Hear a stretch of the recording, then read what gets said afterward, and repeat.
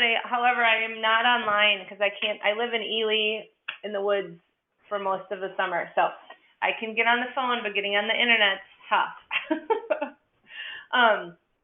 So I will be facilitating the call, but I'm hopeful that I'm glad, Frank, Anna, you're on as well. You can help sort of make sure that there's slides up. I can't see anything right now. I'm not online. And we're excited to have our presenters on today. Carolyn, Keen, Margie, or Laurel? Yes, we're all here. Oh, awesome. Great. Well, so what we'll do is ask if there's any announcements first, and are you guys all set to roll up after that? Yep. We are. Awesome. And great. Can we like confirm our recording? And if we confirm that recording is on. Recording. Great. Awesome. Well then, are there any announcements this afternoon, morning, wherever you are? Yeah, let me start with just you probably all heard that we discussed AGU because yesterday the session approvals were sent out. So we submitted 9 sessions and 8 sessions, a poster session, and a panel, I believe. And all of those, is my sense, got accepted. So our next big step now is to get invited speakers for the sessions and the panel, and we have to spread the word. So we get a lot of abstracts for our sessions. Because like we discussed earlier, the sessions are accepted preliminary, but then if they don't have enough sessions, abstracts, they get either combined or put in a pool or something else happens to them. But if we get strong session contributions, then we can actually run our session. Cool. So Anna, one thing that given that we've done this for years, one thing I don't think we've done, maybe we have in the past, but not recently, is kind of promote all of them together as a set, as opposed to currently the convener's responsibility is to promote their session. But since we're talking about a set of sessions, I'm wondering if we should do either a newsletter about it using the STEM Flash approach, or just something that with a PDF that talks about them all together. What do you think about that? So I really like that idea of STEM Flash. We have done an email that lists all of them last year, but I think the STEM Flash, we can have one engaging photo for each of them. I can totally work with Anna here to set up a STEM Flash. That's a great idea, Frank. And if we turn that also into like a PDF, you know what I mean? So we can anybody in the network and any of our partners can send it around to their partners, who are outside of the email. Just something, just try and kind of help everybody see the set. Yes, great idea.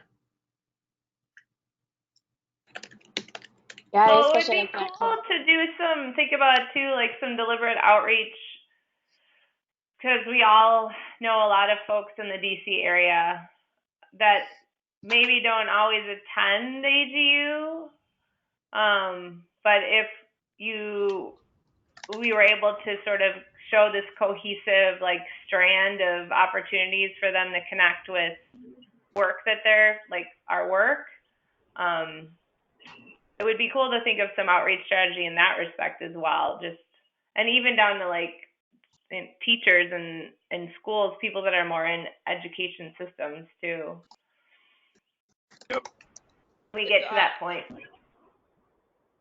Sorry, Kristen, this is Jen.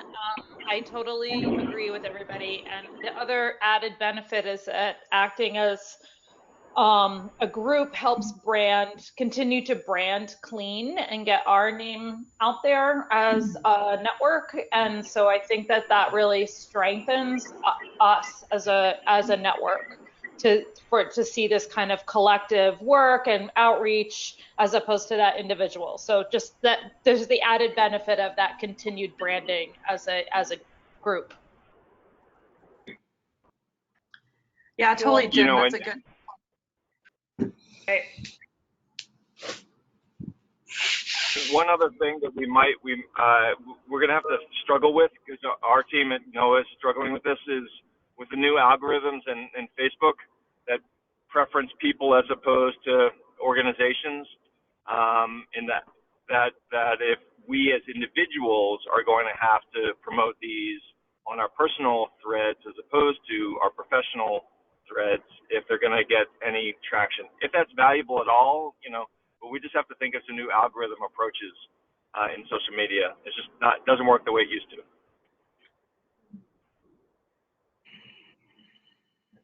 The other thing that I think we should do, and I just went onto the website, in a debrief from AGU, we realized that some of us didn't know that there was an educator discount. And I think, Jen, do you remember? I remember you said this. It was the registration is significantly cheaper. Actually, Yeah, the registration's free if you're an educator. yeah. Oh, Yeah, it's free. I was You able have to to do it. get a note. You have to get a note from your mom. You have to get a note from somebody that says that you work directly with teachers or schools or in a school at some portion of your job or something like that. Actually, it can be informal education as well. I did it last year as working at the Exploratorium, and I was able to get free registration. And yeah, you just have to contact the education group at AGU, and they'll send you what they need from you. But basically, I just had to get a letter from my boss saying I actually worked at the museum and did, education work, and that was fine for me. So, and I think I had to send a copy of like my badge, and a lot of teachers in schools will have that as well, so it's fairly easy. It just is a step in the process or whatever, but it's a great resource for people to be able to come to AGU who are in the area that otherwise might not normally as educators. Yeah. Katie, would you mind maybe reaching out to the outreach group and just finding out that information? Because I wonder if we put that in the promotion, all the information already, people are more likely to submit an abstract because they say, oh, it's free to go. Mm-hmm. Yeah, I mean, I can contact them again. I can even look at my email with them from last year and just gather that information from that as well. So, yeah. Yeah, I was going to say it's the same registration form. It's just there's a point in the registration form that says, "Are you an educator?" or something, and you click it, and then it says you have to submit your documentation, but you don't have to pay or anything. Yeah, it gets you through the registration for free once you click the educator link, and then you just have to make sure at some point you send them your sort of credentials or a letter from the organization you work for.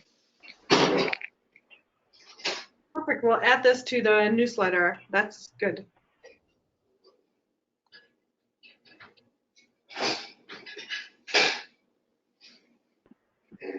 So Anna, I'm more than happy to help work on the language for the newsletter if I could be of help. Yeah, we'll have Anna draft a version and we send it around as a test for comments. Perfect. Yeah. And it looks so it's a Friday. I wonder if we can do a more formal way of people nominating or proposing people for us each to invite in the different strands, because we all know different people. That's a great idea. One way, Kristen, we could do that is with a simple Google form. Who do you think is doing important work in these topics, and just have send it out to the Clean Network and other associated groups and see what happens. That's a great idea too, because then I feel like people would feel okay about self-nominating because it's anonymous, and then they wouldn't feel like they could submit whatever. I like that idea. Well, let's work on that maybe over the next week or two here. Yep, agreed. August 1st deadline, so it's not super pressing yet. But the good invited speakers, you know, there's going to be people are going to go for good people now, and there's a limit on how many you can accept. So I think it's also good to not wait too long. I mean, we don't have to do it this week or next, but in the next couple of weeks, it's probably good to get invitations out. Right.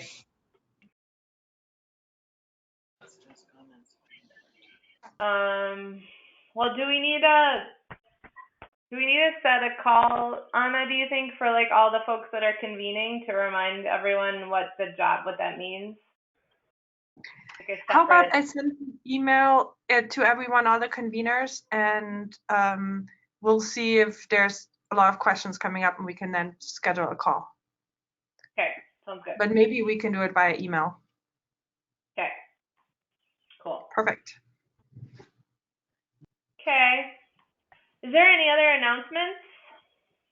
I somehow got into the go-to meeting. I'm pretty excited right now. Anyone so else? I did. Yeah, this is Frank. I did send a note around that at the upcoming over the summer, I think starting in early July, the Climate Science Special Report is doing a series of, I think, 9 one-hour webinars on different related topics. So if you don't remember, the Climate Science Special Report is volume 1 of the National Climate Assessment. And, you know, so the first person speaking is Catherine Hayhoe, and I'm working with them to try and make it a little bit easier to access this information. All of those sessions are in the Teaching Climate section on climate.gov and professional development. I also sent an email about it, but I just wanted to make sure you guys saw it, because it's the state of climate science understanding at a consensus level for the United States that they're talking about. So I thought that, you know, most people in this call would find that professionally interesting. So I just want to make sure you saw that. Could you send out a link, Frank, please? Sure, I'll send it out again.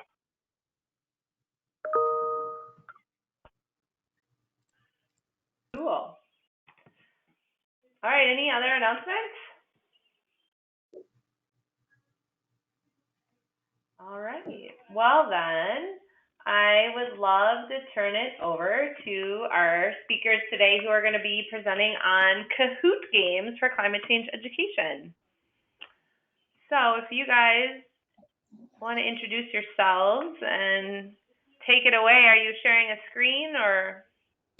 We are actually going to share, so we have it broken into 3 different parts. I'll start with a quick background using a PowerPoint. This is Margie. And then we're going to shift into Kahoots and actually ask you to play along on a couple of games. So we'll shift screens in the middle. Cool. Does that work? Sounds great. Okay. And you're ready to let us share screens? I am not the owner of this. So I don't know who's owning. Anna is owner. Anna. Okay. Can you give me permission? It's done already. We can see the screen. That sounds terrific. Thank you. We are with the Polar Project, which I know most of you already know. We're one of the Climate Change Education Partnership grants. This is Margie Turrin, and Carolyn Keene is going to present in just a few minutes, and then Laurel Zaima. Stephanie Furman, who was our lead PI, wasn't able to join today, but we'll work in her stead. So just quickly to introduce Polar, for those of you who might not know, our focus was on novel ways of communicating climate change. And we really looked at highly interactive, kind of fun, almost game-like approaches. And in fact, many instances, they were game-like approaches to just engaging an adult or near adult population in climate. Our sense was that there was a fair amount that was pitched at younger students in schools, but there was a big segment of our population that really wasn't hearing about climate change. And so what we are doing in this particular project is we wanted to partner with NOAA on this kind of fun platform called Kahoot, which is actually a Norwegian company, and look at how we could develop some Kahoots, which are these short games around climate points, talking points. And working with Frank, we focused in on the National Climate Assessment as the basis for how we generated these Kahoots. And the idea behind Kahoots, and their tagline is making learning awesome, which we all know would be a great tagline. And the idea behind them is that they're free to play, they're free to build, you can share them, and they have this opportunity for special collections, which allows, which actually puts a focus on the Kahoots that you build. So they put it on their face page, and that really gets it in front of thousands and thousands of people, and you'll see some of the statistics as we move into this. So just to show you Kahoots, it has 70 million users, and that's in a unique monthly active way. So these are people that are actively engaging in playing or participating in Kahoots learning experiences. 47% of our K-12 teachers in the US use Kahoots, which is pretty cool. And more than 50% of our K-12 students use it monthly. So it's being used in the classroom. It's being used as, I don't know if homework's the right word, but as something you can follow up to reinforce learning. They do it, you know, at the end of a session. You can do it as a pre and a post. So there are lots of opportunities to use this as a summative or, you know, just kind of an engagement, many approaches. And there are, you know, there are many of them, you know, in every given second, there are lots of them being played. But I think most importantly, there are both public and private ones. So we're focusing on the public ones, but there are also opportunities for teachers to, or people to generate private ones where they just shared it with whomever they wanted to. So currently the ones that we're developing are in a private mode. We're going to share them with you today and play them. Ultimately, these will all obviously become public. And they are eligible, once they're public, they're eligible to be reshared, reused. And actually, if you don't put kind of controls on them, they can also be rebranded or taken apart. We're still in the conversation of how we want to do this, but probably when we want to hold them together as a set. So they're in multiple different languages. English is the primary user, but you can see that they can be put into a variety of different languages for reaching different communities. And they really span a wide range of topic areas. These are the favorites in certain months, and in large part this is because this was what was one of the promoted Kahoots. And you can see that with the National Geographic Spelling Bee, you know, geography was a big hit early in the year. We were kind of intrigued by the fact that it also was interesting in June and July. Not sure why, but perhaps it had to do with people's vacations. One can only imagine. But anyway, it shows you the nice range of things that are a point of interest for people. And then this is one of the sponsor Kahoots. So Nat Geo has been working with Kahoot for a couple of years. And so you can see that through their playtime, they got 87.8 thousand plays and, you know, many more players, almost 500,000 players participating. And again, this is really through the sponsorship program where Kahoots puts it on their face page, and it becomes highly visible for Kahoot users and teachers.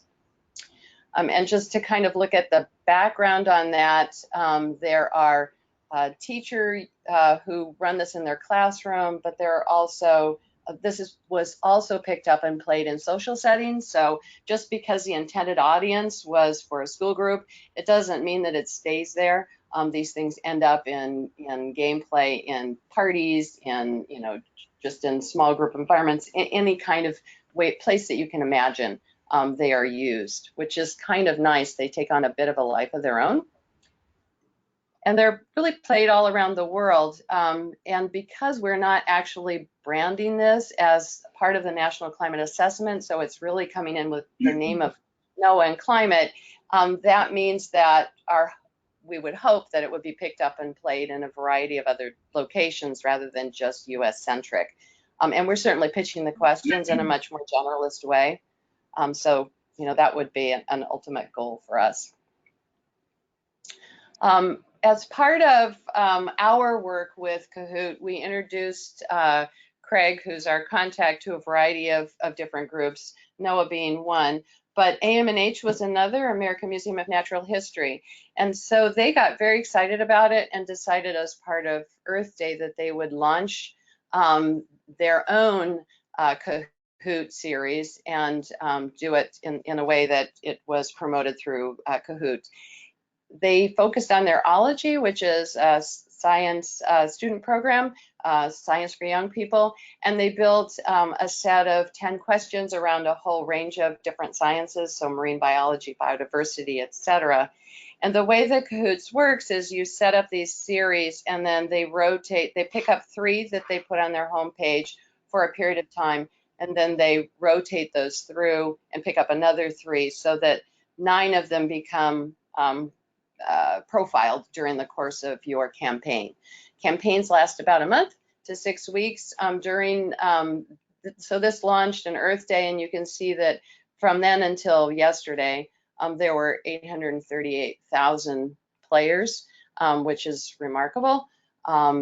During the month part of their campaign, I think it was about 700,000. So they've still continued to have players since then, which is cool. It's something that lives on, which is really nice about it.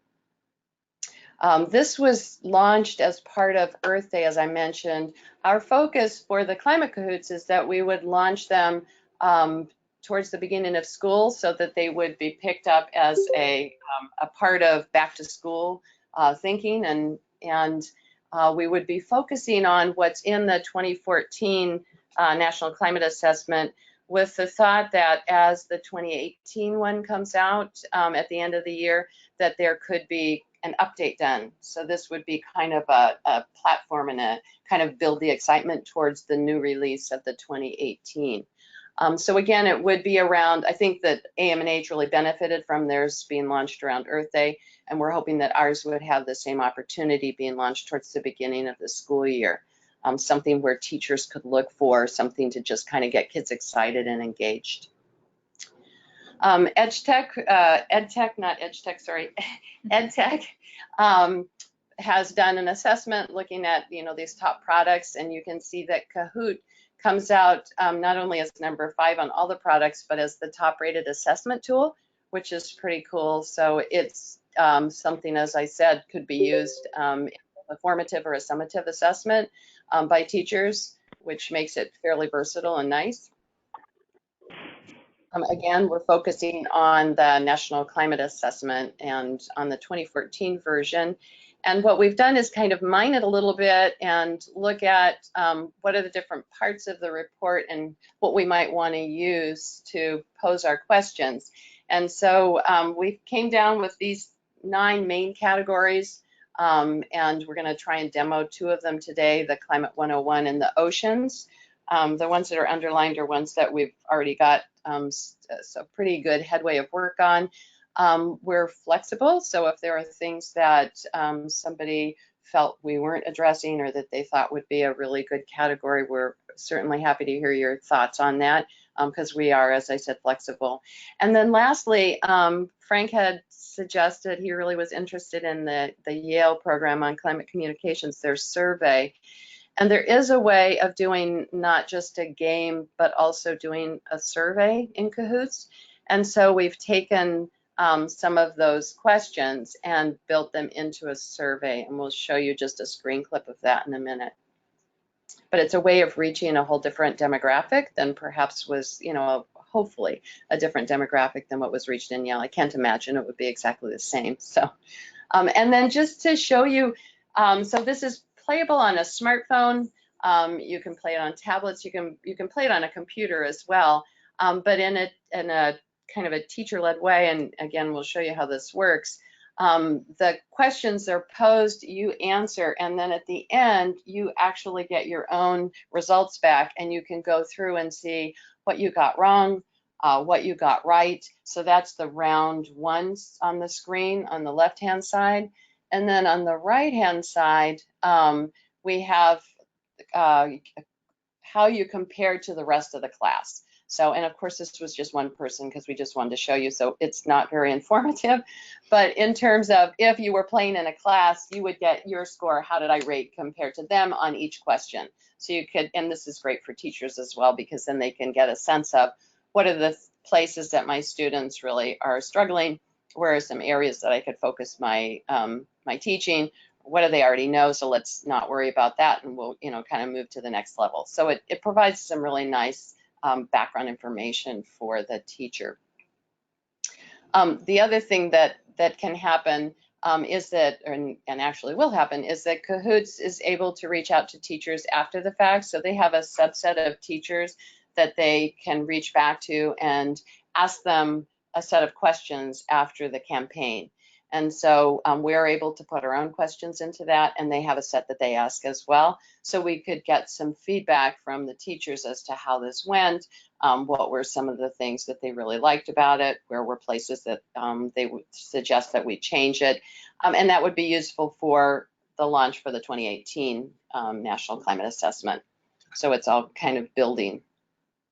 And then this is just a look at the Climate Opinion Survey from Yale, how we've kind of folded it into its own poll. So there are word limits on everything, word limits on the question and word limits on the answers. And so some of the wording had to be adjusted just a little bit, but it's very much in the sense and feel of the Yale opinion poll. So hopefully we would be able to kind of capture some wider information. So again, there are two Kahoots that we were hoping to play with you today. One was Climate Change 101, and then the other was Oceans. And so I think we're going to have Carolyn share her screen right now. So was anybody in charge? Yeah, give me. I'm sorry, did anybody have any questions before we launched into playing? So Margie, this is Frank. I love this this project. I think it's a really, really awesome and full of potential, and I really appreciate the kind of attention to the kind of where the National Climate Assessment is, and this is where kind of experimenting here and seeing really, you know, how could this work, but with a sensitivity, as you just alluded to, that the National Climate Assessment is going to be updated in December if everything goes as planned. And then we could come back to and expanding this partnership and making some refinements. How we do that, where we find the funds in the partnership, we'll work that out. But I think that this is an exciting possibility, and it's got so much potential. But the other thing I wanted to just reinforce was that point about Yale, and they have a really hard time of getting student data because of all the regulations about asking students data. Questions, right? So, I mean, this is a way to get information that is totally educationally appropriate, but anonymous. We can't track to any individual at all in the system. But the back end data part of Kahoots that they're showing us and giving us access to is got a lot of potential. So anyway, I just wanted to reinforce that. And unfortunately, I can't stay for much longer, but I'm incredibly excited to see where this all goes.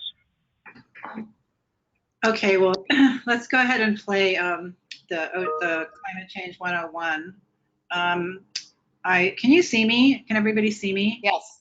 Yes. Okay. All right. So I just wanted to show you on the phone what it looks like. You get this little login screen. The teacher clicks play, and then we're going to play in classic mode, which means there's going to be, you get one player playing against other players rather than team. We'll play the next one in team mode. And then we're given a pin. Then I'm going to just enter that here. So that's, and Laurel, are you going to play? Yes. Caroline, is that one pin per student, or is that one pin per teacher? Per game. So anybody in the world right now that we gave this pin to could play with us now. I see. Yeah.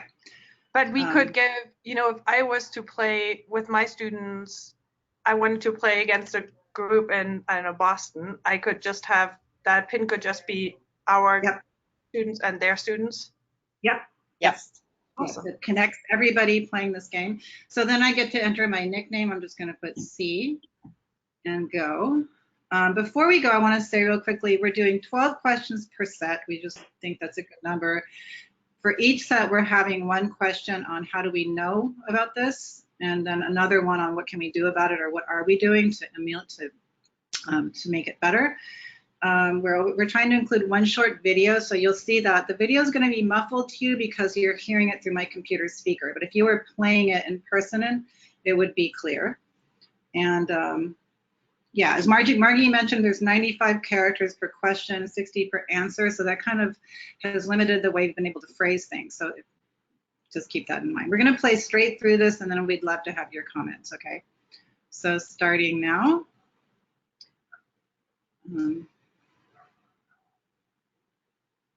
So you get to read the question. And you get 27 seconds to answer. This is what your answer choices look like on the phone.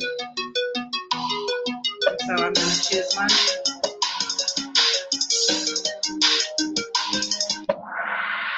As soon as everybody answers, it's done, and you see the results, and we go to the next one. And then you can see what the scores are.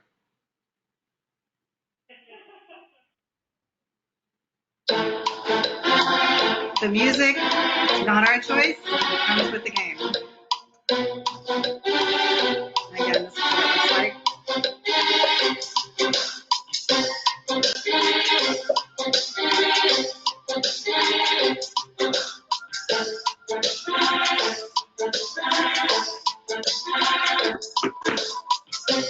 So somebody hasn't answered yet.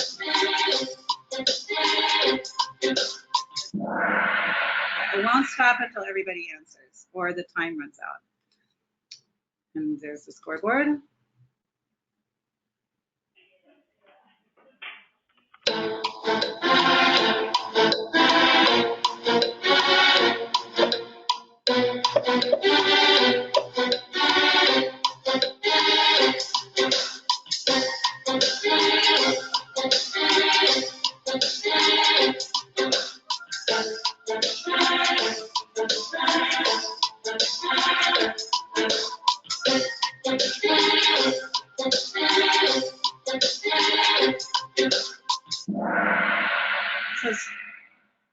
So somebody didn't answer, I think, in that instance.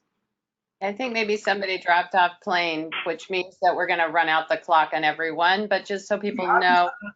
I'll go to next. Yeah. Okay. Yeah. So this is Kristen. I'm doing this, and I'm doing it in a very digitally isolated part of the world. So I don't.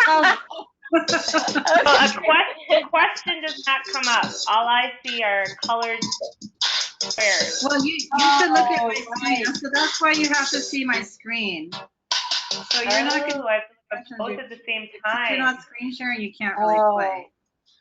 Right. Okay. So yeah, just so you know that this would normally happen in a classroom, and so this would be showing up on the main screen, and then you're just making choices on the answers. Oh, no wonder you must have been totally frustrated. Yeah, I was like, where are the questions? Yeah. Now I have both up. It's working. I don't know why. My bandwidth is really good right now for some reason. I can share this with you. Get going. Play it on your phone, but the way we're playing it now, you have to see my screen, or you can't see the questions. Got it. I have a question around the point system. It seems like, at least on the first couple, it seemed like most people answered the same, but then everybody had different points. Like, how do the points get calculated? So, that's a good question. If you all answer the correct answer, the most amount of points goes to the person who answered the quickest. So it doesn't just take into account your answers, it's also time. I see. That makes sense. Yeah, so it's a little bit of that's why I think students like it. It's a little bit of it's not just, oh, I get the right answer. It's like, I'm faster than you. Makes it a little competitive. It makes it more competitive.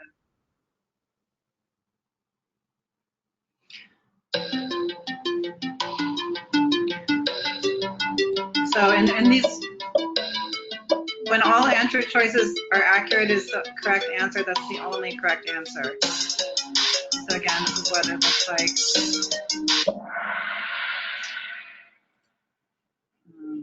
So this is one of our videos. Hopefully you can hear it. At this very moment, all around the world, people are experiencing all kinds of weather. People are also experiencing climate, which is related to the weather, but there's an important difference. That difference is really just a matter of time. Weather happens day to day, even hour to hour, and is still pretty unpredictable. Climate happens over longer periods of time, 30 years and longer, and is usually predictable. In a nutshell, climate can be described as the average weather over time.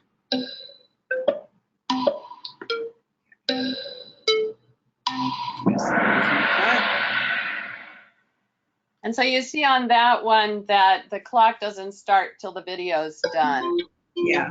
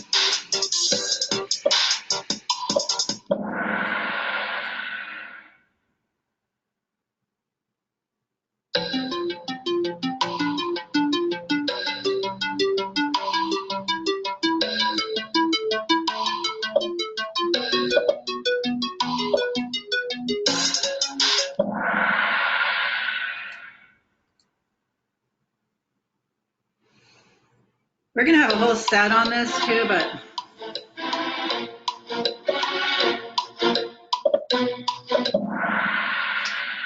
okay, and that's it. That's the set. We can view a report. Anyway, no, we can't. So we would love your feedback.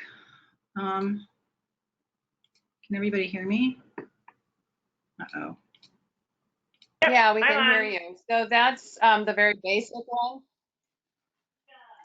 Go, I'm sorry. Did I cut somebody off? No. Okay, so that's the very basic one. We thought it would be fun to do the oceans one with you, just to kind of get you a look at one that's just a little bit more topically focused.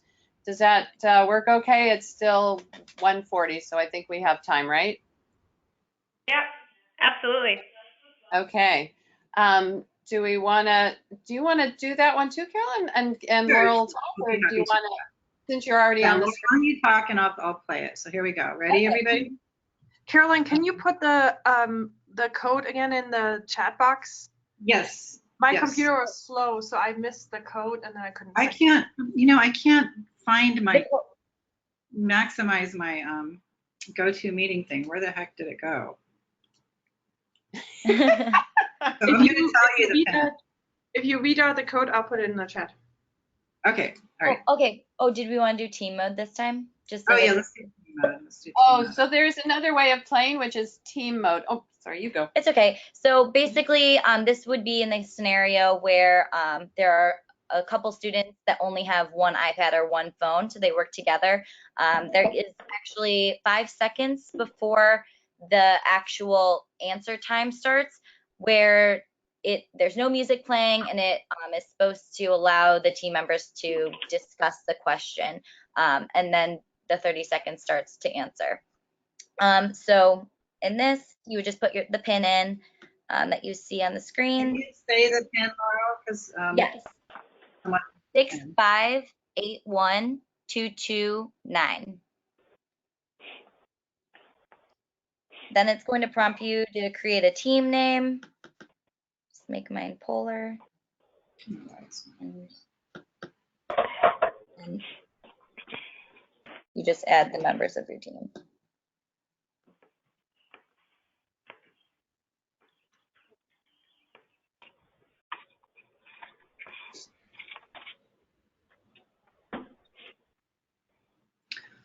All right. So this. How are we doing? Wait, is everybody ready? No, so should we put in one of those names on the screen, or? No, your own. So Oh, okay. you would be starting your own team. I mean, my team is me, myself, and I. Oh, there you are. Okay, Are ready? you in the back room? Are you And helping that so- guy? Yeah. Okay. Oh, okay. So right now you have Yes, I did. play. But if it was a game, No problem. It'll take me a if while. this is a game play for social purposes, you could just play the game on your iPhone without having to look at this screen. That's right. Yeah. Okay, here we go.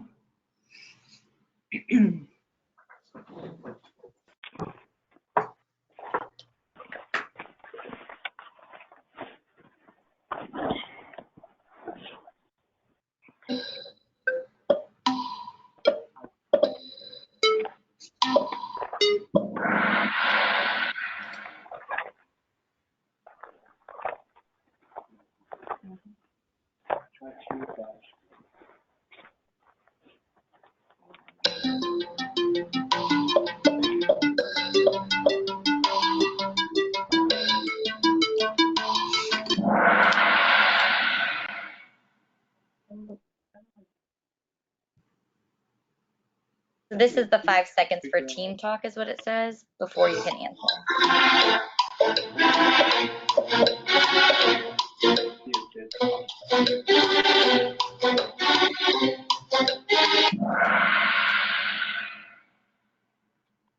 Carolyn's in a rush.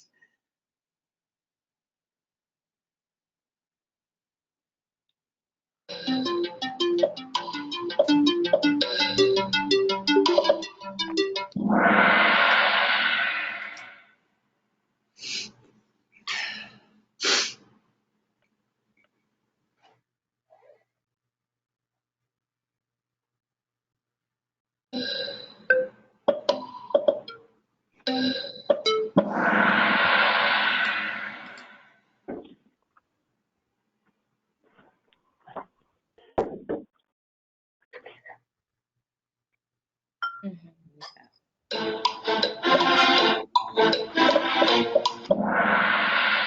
if a teacher did want to stop in between going to the next question, you can enlarge the picture to have a discussion with your class. I'll show you that after this one.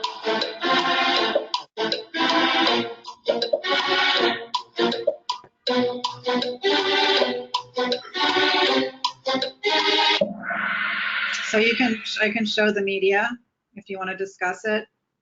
Just click on that little link. Yeah, so basically, I think it's important to just reemphasize that you can slow this down and have conversations during or after. Yeah.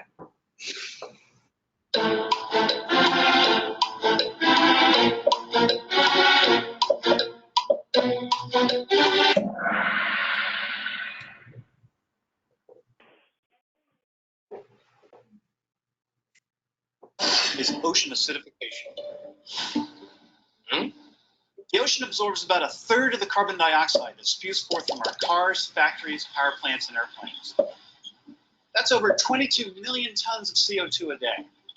But the ocean doesn't just absorb all that CO2. There's a chemical reaction going on here. Through processes involving hydrogen ions and other sciencey nonfiction words, the ocean is becoming more acidic.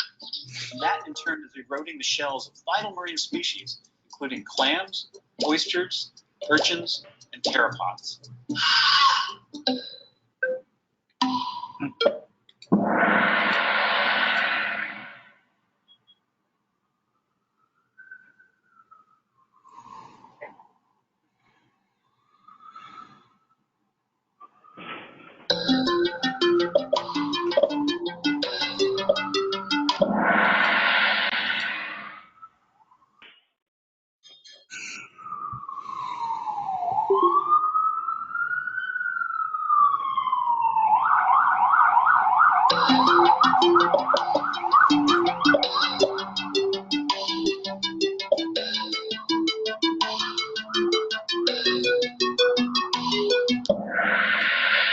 Oh, one more thing is that all these questions, they are in a randomized order. So every time you play the game, it's going to shuffle them up. So each question has to kind of stand on its own.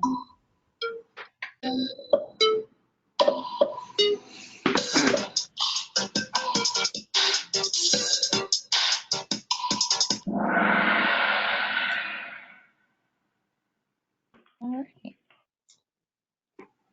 Yeah.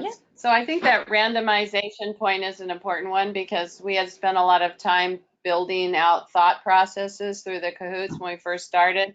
And then we learned that they reorganize or shuffle. And so you don't have the ability to control that. So it does mean they have to really kind of, with the number of characters you have to make it a coherent piece of information. So those are the couple that we wanted to just test out with you. Love to have your feedback or thoughts.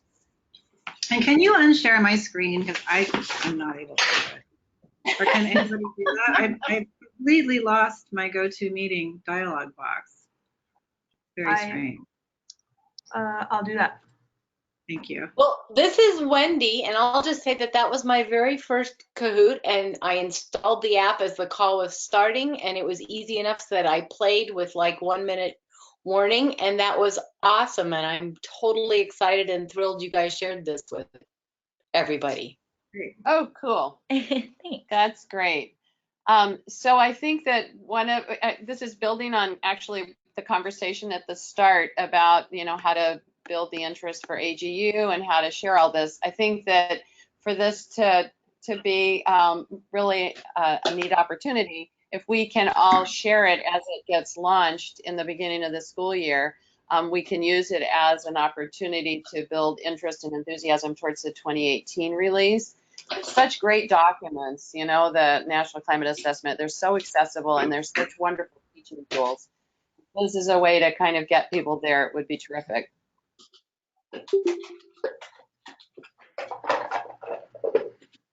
Any other thoughts or feedback? So this on a gold at series, this was amazing and it was fun to actually play. I have a question. Seeing this Kahoot made me think we do a lot of middle and high school programming where we do educational research, and we've been struggling to find a fun format for them to actually complete one of our assessments. Is there a way to make a Kahoot private or not shared with the public, or could you imagine using that as a pre-post test? You can do a private. So there are the two modes of going in. One is where you make this something that other people can use, and one is where you just share it with whomever you're interested in. We're the climate poll that we kind of showed you a slide from. We set that up, we played it through, and we are a little puzzled on how the data comes out, so we can follow back up with you, Anna, because polls are a little different than these. But games don't come back because there's not a right or wrong. You know what I'm saying? If you're doing right or wrong, you should be fine. Yeah, if you can set up games. It's very, very easy to do. This is a very popular game worldwide. People use it for like baby showers and birthday parties. They set up games on the fly. So it's very, very easy to do, and it's free. So even though we were able to share this with you guys, it's still considered private. You guys wouldn't be able to access it without that PIN code. Yeah, because our goal ultimately is to launch them all at one time so that we kind of have this momentum going.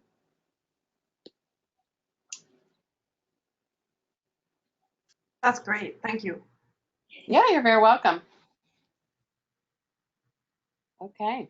Were there any specific questions on any of the sets, or any question that kind of stuck out to you guys? Well, this is Wendy again. I'm wondering what kind of skill sets beyond the content are needed to get in and create a Kahoot? None. They're super easy to do. The three of us did it. Wendy, does that answer your question? Well, that means you have to be wildly capable, of course. You can use Facebook or Google Docs or anything like that. You could easily make a Kahoot. Thank you. There's a button that says make a new Kahoot and it walks you right through it. It's That so is simple. so awesome. So simple, yeah. In the PowerPoint, the URL to Kahoot right there, so you can just go right in Okay, and have no a good problem. time.